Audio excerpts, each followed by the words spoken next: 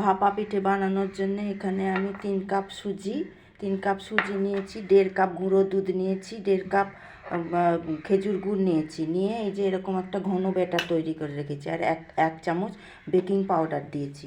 আর এখানে একটা আমি পুর করে রেখেছি, ক্ষীরের পুর।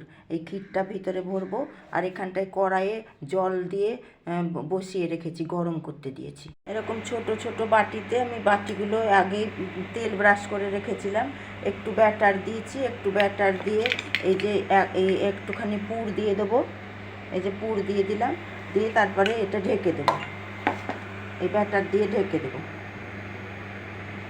ব্যাটার দিয়ে ঢেকে দেবো।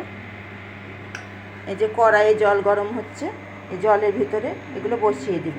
এটা ঘামবে বলে আমি ঢাকনাটা এভাবে করে দিয়েছি, এই যে এভাবে বসিয়ে দেব।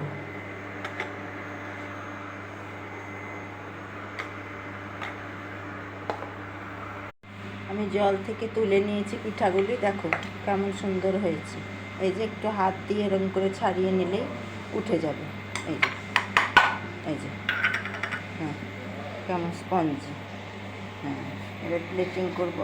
আমি একটা ওই বড় থালাতেও দিয়েছিলাম ব্যাটার, বড় থালাতে দিয়ে করে নিয়েছি। এই যে এগুলোও দেখো কেমন সুন্দর উঠছে, এই